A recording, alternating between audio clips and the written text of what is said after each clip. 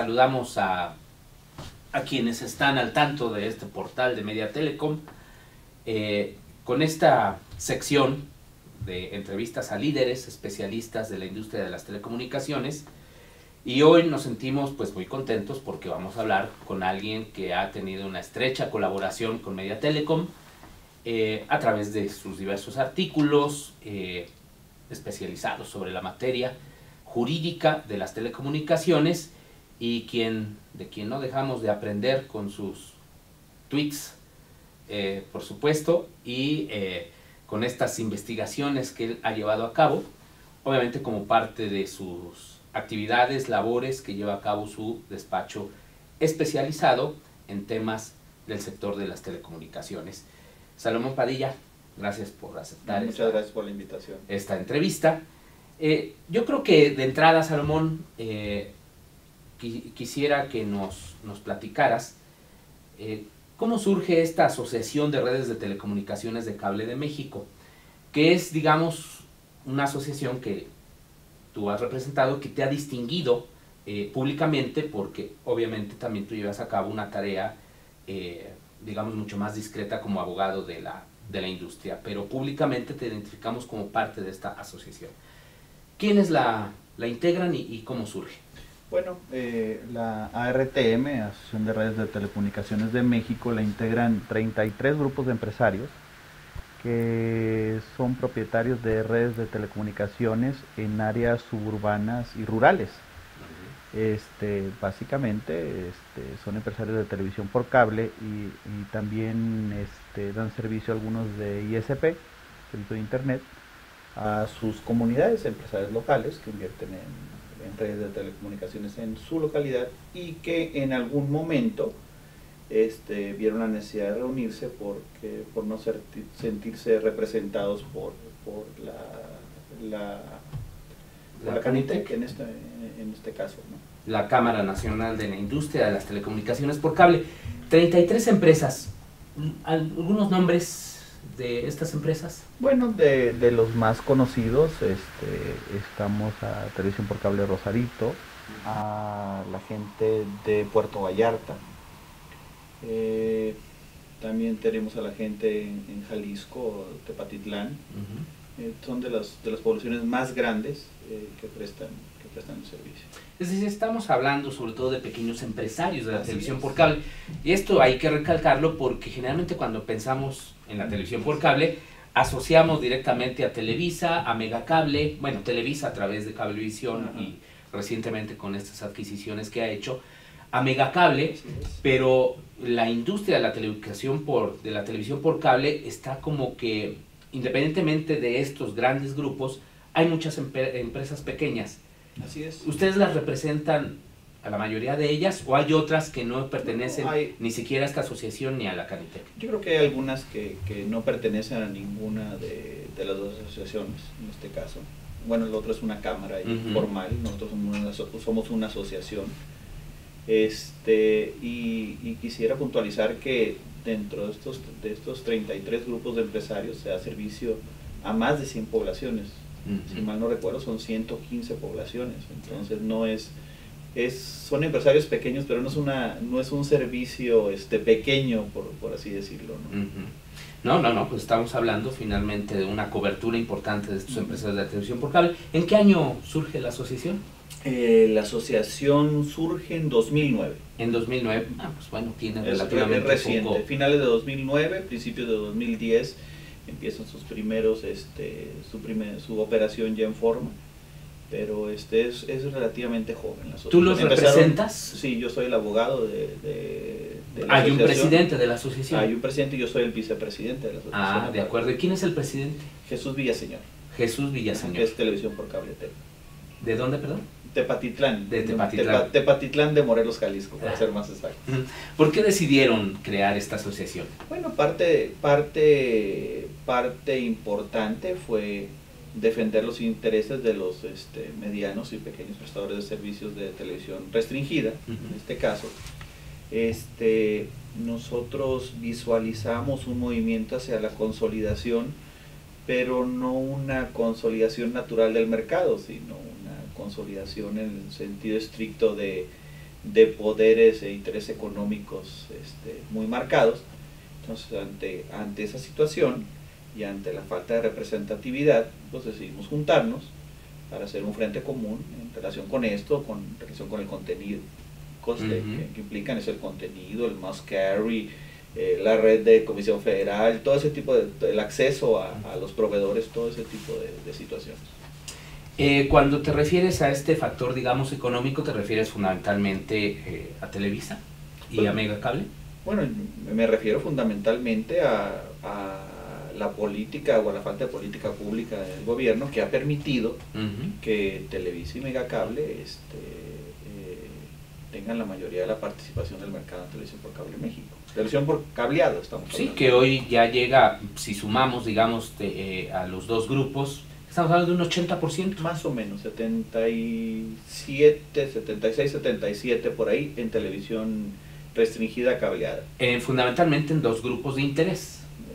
Yo diría que es uno solo, pero eso es uno solo, mi opinión, porque ahora, es mi opinión particular. Claro, los une ahora en la licitación esta de la Comisión Federal de Electricidad. Los une la licitación de la Comisión Federal de Electricidad, los une una empresa que vende contenidos, que se llama PCTV, que todos están asociados en ella, y los une el interés común en las cuestiones regulatorias, ¿no? O sea, ellos tienen la necesidad de consolidarse y pues el Estado está ahí para ayudarlos. Claro, ¿por qué llegamos a ese escenario, Salomón? ¿Qué es lo que falló, digamos, en el camino? Yo creo que hay una falta de una política de telecomunicaciones per se. O sea, podemos decir que ahí está la legislación, podemos decir que se han encaminado algunas cosas, pero no hay una política de telecomunicaciones que diga el Estado desea llegar a este objetivo. Yo he sido muy crítico con las famosas 3 Cs, claro, que como dogmas son muy buenas, pero o sea, ¿hacia dónde nos llevan? La convergencia tecnológica, pues el que controla una parte controla todo. Entonces, ¿qué vamos a perder en relación con eso? Digamos que estamos en una especie, y perdón por la expresión, de ley de la selva, en el que los más poderosos son los que salen más victoriosos ante la ausencia de una política pública en el sector. ¿O cómo visualizas tú este asunto? Bueno, si estuviéramos en una ley de la selva, yo creo que una víbora podría atacar un elefante, ¿verdad? Yo creo que no es ni eso, ¿no? Yo creo que no voy a hablar de mala fe porque no tengo cómo comprobarla, pero sí hay un desconocimiento y creo que cada quien vende sus intereses y el que vende mejor sus intereses es el que logra el objetivo. En este caso, pues hay una necesidad política y económica de control sobre los contenidos, entonces en este momento se están dando, ¿no? Es decir, que ha habido más un interés político determinado para mantener una relación cordial con algunos de estos empresarios. ¿Estamos hablando de eso? ¿O? Pues puede ser, o sea, ese sería uno de los supuestos. Uno de los supuestos. Si queremos hablar del lado más oscuro, también podría ser un caso de control, ¿verdad? Pero, de control político. De control político, control mediático, Pero esto ha sucedido en dos gobiernos democráticos. Bueno, no sabría decir si son muy democráticos o no, porque la democracia se promueve, ¿no? Y no hemos llegado a ese momento todavía. Podemos decir que fueron dos gobiernos elegidos democráticamente. Ya después la historia decidirá lo demás. Bueno, eso que comentas es muy interesante porque desde nuestro campo de la comunicación, del periodismo, pues siempre hemos analizado a los medios, digamos, como parte, digamos, de un sistema que en el caso, por ejemplo, del cambio democrático que esperábamos del 2000 y por supuesto ya después del gobierno de Felipe Calderón, avanzaron, sí, un proceso electoral transparente, creo que en esencia ha habido avances, pero en lo que es la correlación medios de comunicación, poder político, no lo vemos. ¿Tú lo ves así como abogado? Bueno, yo no soy un experto en la situación de operación de medios, para esta gente como tú que sí estudiaron al respecto. Sin embargo, te puedo platicar que en la corta experiencia que tenemos con ARTM, ha sido muy difícil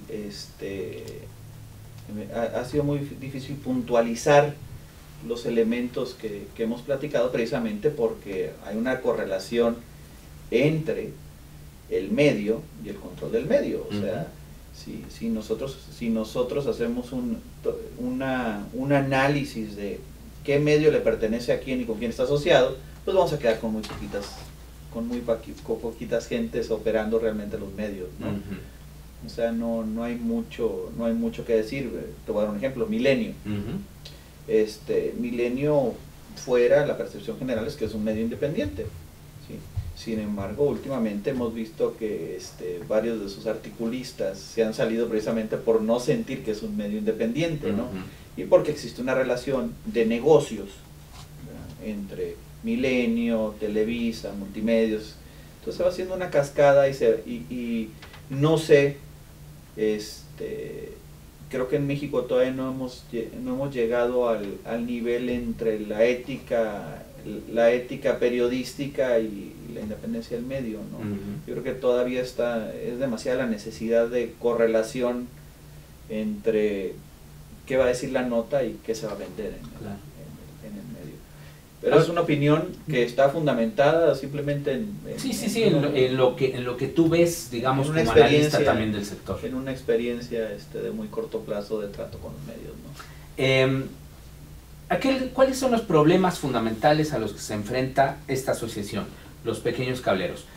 Creo que hay dos aspectos. Uno de ellos tiene que ver con los contenidos, que lo planteabas al principio. ¿Cuál es la problemática central y que pudieran sobre todo comprender quienes acuden a este portal de Media Telecom? La problemática, porque a veces a nosotros nos queda muy clara en México, pero en otros países, por ejemplo, de habla hispana, no sé, países desarrollados, por ejemplo, o en países latinoamericanos, eso está resuelto desde hace mucho tiempo. La cuestión está del must carry, must offer. Esa es una vía. ¿Por qué no nos explicas cuál es la problemática? Y la otra, si quieres, vemos después lo tecnológico. Bueno, yo creo que en la situación de contenidos, como tú bien dices, el problema del acceso a los contenidos y la difusión de los mismos también, porque estamos en las dos partes, está resuelto desde hace muchos años. Estados Unidos, al que tanto volteamos a ver, pero no copiamos lo bueno porque se nos hace, copiamos lo malo pero no lo bueno, tiene resuelto su problema de contenidos de 1976 por ahí, ¿sí?